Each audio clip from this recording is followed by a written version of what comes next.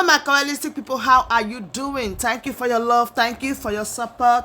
I just can't thank you enough. So, my Kabbalistic people, today it is happening again. Oh, hey, we have been saying this, and finally it's happening. Oh, hey, what people have been crying for all along. Hey, Mazi has come to shake the table. In fact, he make you to understand that Nigeria is not for you. Oh, hey, my goodness. I said it before that it will come to pass. So people, we got to know where they belong. In fact, I don't want to talk too much. I want you to hear for yourself, because this is what we have been saying.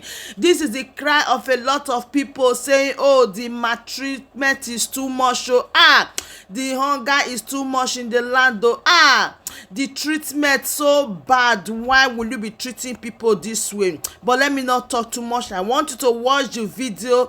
Pick every word that our Mazi have said, though, because this is the plain truth. Nobody will tell you this truth, oh, but you are hearing it. Even if you've been a Dapty Thomas, you need to believe this. Watch it and know peace. And I will be right back. Igbo Chineke kalamacho ezima puliche Igbo de sabeji minaka na ebe afi inu ugbu a na ị na-enweta onwego nwa nkenke ozi anụ nwa m chọrọ izipụ wee bụrụ na ọ dị oke mkpa na anyị melụ ka ụmụnne anyị malụ na ọtụtụ ndị tinyela akwụkwọ inweta ọrụ NDLEA ya National Drug Law Enforcement Agency enwetara ọrụ a ọtụtụ ndị mere apply ka ha nweta ọrụ na NDLEA enwetara ya gịnị mere ha enwetaghị ya? N'ihi na ha abụghị ndị Fulani, n'ihi na ha abụghị ndị Hausa, n'ihi na ha abụghị ndị Ugwu. Out of over 3,000 positions announced, 2,500 lara na Hausa, la na Fulani, la ndị Ugwu. Then 500 is also ka e nyere South, nye Southwest, nye Southeast. If we hear na Brondeba, if we hear that Nigeria is not for us, there is no justice anywhere in this country. There is no fairness anywhere in this country. And when we have you know, the Nigerian state has continued to violate the right of citizenship of Igbo. Igbo lekweni ka ewere n'ọrụ NDLEA. Go to the list and check. Ghana website, even though they can play on a website in the NDLEA itself. Mana ndị niile bụ ndị sendera the list of ndị ewere n'ọrụ a. Go and find out. Mmadụ ole bụ ndị Igbo nọ n'ime 500. And ma sị over 3,000 people made apply for ọrụ a. Over 2,500 bụ ndị Ugwu. 500 slots n'ọma ka edobere ndị Igbo na ndị Yoruba na ndị ọzọ other ethnic groups. Ndị Igbo nwetara ọrụ eruo 10. Ndị Igbo nwetara ọrụ NDLEA eruo 10. Mana enwere thousands and thousands of ụmụnne anyị ndị Igbo mere apply for ọrụ NDLEA. But at the end of the day, that same ethnicity played out. That same tribalism played out. That same supremacy of ndị Ugwu, supremacy of the North played out. Obodo abụrụ maka anyị. Obodo, you know, all kind of obodo na o nwere ife iji obodo akpọlụ. Ọ ka ọ bụkwa na onwe na o nwere ebe anyị nọ na o nwere contrast na anyị si na apụta. Nigeria is not for us. Iburu onye Igbo, Nigeria is not for you. Go to that list and check how many Igbo sons and daughters ka ewere n'ọrụ NDLEA. This has continued to repeat itself. Army, the same thing. Civil defense, the same thing. Customs, the same thing. Immigration, the same thing. Police, the same thing. Onwe ebe a sin na akpọrọ afa sin no na ndị Igbo nwetara ezigbo ọrụ n'obodo a. Onye Igbo ọbụla nwetara ọrụ NDLEA, nwanne mara na ọ ma marụwa very well. Onye Igbo ọbụla nwetara ọrụ NDLEA, mara na ọ ma marụwa. The commandant in the NDL, man, or me on for me one-on-one, or else nothing for you. Eje wera handa Hausa na ndị Fulani name ho da apply. Wujuo as in them with NDLEA.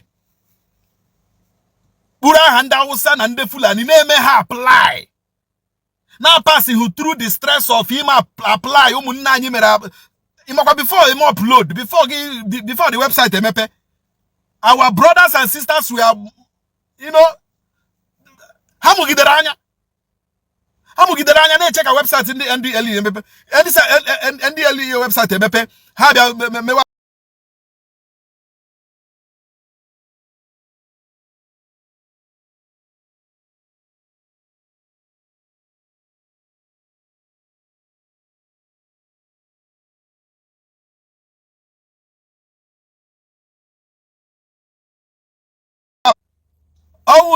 I just were employment appointment letter NDLEA we roru fa na bem nafa ndị na-enwere internet access ndị na-enwere access to internet ndị na-enwere access to website ndị NDLEA I just deru fa appointment letter we la rufa no no fa si na ewego gị n'ọlụ mana anyị nwa bụ ndị ji BEd MSc PhD professor gbogbo tigbo mechara apply mmadụ one bụ ndị Igbo mere apply ka afa bapụta mmadụ one bụ ndị Igbo mere apply ka afa bapụta ife anyị na-ekwu bụ eziokwu n'obodo abụ Nigeria abụrụ maka ndị Igbo ọ bụrụ maka ndị Igbo ịghọtago obodo abụrụ maka ndị Igbo that is the truth very soon civil defense emechagokwe nke ha civil defense mechara uke ha mmadụ ole bụ ndị Igbo ka ewel ndị ama ihe a na-alụ anyị n'obodo a from the military to police from civil defense to immigration to custom to NDLEA to other paramilitary ha ma ihe a na-arụ ndị Igbo they can never allow ndị Igbo nweta ọrụ ndị a that is the game plan. They will just pick 1 or 2, 3, 4 and the ndage wekwenu no diro abu ndeji WAEC, ndeji NCE, ndeji SSCE, you know ndeji OND. They can never take somebody mere masters. Ha ma na-ewe ha anya n'ọrụ ọkụ ya gbago. Ndị Igbo na-ewe no diro ọrụ abu nde WAEC, SSCE, NECO, on the ha na-ewe. Before tagida alfu abia regularize wa gi bia gacha school men ka bia put we degree gi put we ka ọzọ a retire gi mana ọ bụrụ onye Hausa mere masters degree agụkwara ya na ebe akụrakụ ha na-eje enwetacha ọrụ nda akụrakụ ha na-eje enwetacha ọrụ onwego mgbe ịhụ na asịrị n'ugwu Hausa ma ọ bụ ndị Hausa na abịara call offer gịnị certificate inyocha certificate na ụdịrị ọrụ a ademie because I'm an Hausa and the Fulani juru ebe ahụ enweghị nke gara school abịa ha kụọ BSc kụọ BEd kụọ MSc kụọ PhD kụọ ihe niile wujuo enye ha ọrụ pam the other one settled the other time ọkwụna otoshi was it last year it went viral now one terrorist enyere amnesty were ihe n'ọrụ is it ọrụ custom ọ dị ka ọrụ custom bụ ya ka immigration bụ ya ịhụkwara salute ọ gburu ịhụkwara otu o si chigharịa otu o si fegharịa otu o si fe aka mana ọkụ ya rigo o bụ stay nọ this country is not for us bụ ndị Igbo lie obodo abụrụ maka anyị ọ bụrụ na anyị amara anyị ma bụ before but we are trying to manage it we are trying to pretend ka a ga-asịkwa n'ụkọ ife wọkụọ but this marriage is not working alụmalụ anyị na ndị ugwu na-alụ is not working ebe a ga-eweta ọrụ a ga-ekesa onye ọbụla ebula ya ofu ebe bula ya mpaghara ugwu eweta amị ebula ya mpaghara ugwu eweta NDLEA mere ọfụrọfụra ebula ya mpaghara ugwu civil defense mpaghara ugwu police mpaghara ugwu air force mpaghara ugwu navy mpaghara ugwu ihe niile bụ ọrụ custom immigration mpaghara ugwu onweghị nke a na-enye anyị ebe a gị sị anyị na anyị na ndị akwụ anyị na ha akwụghọ onye kwọ m n'azụ ụkwụ m na-eru ala ya biko ya kwọtuo m ka m were ụkwụ m gawa Nigeria kwọ ndị Igbo n'azụ ụkwụ anyị na-eru ala orubeghị mgbe ha ga-akwọtu anyị ka anyị were ụkwụ anyị gawara onwe anyị ịkwọ m n'azụ ụkwụ m na-eru ala hapụ m ka m were ụkwụ m gawa ka mma na-eji m ụkwụ m aga is a big shame one Nigeria ashi one Nigeria is a lie. There is no one Nigeria in this Nigeria. ebe weta oke a ga-ekesa ekesa ka onye ọbụla kete. Okay, 3,000. 3,000, why not nye ndị Igbo 500? Nye ndị ugwu 500. Nye ndị Southwest 500, or nye ndị ugwu probably 700 or 800. Then kezie other ethnic groups ke ha 300 to 200. You know, ka onye ọbụla balance ya. Ewere ọha ka ha 2,500 applications enwere. Were appointment letter 2,500. Nyecha ndị ugwu werezie 500 ke all the other parts of Nigeria.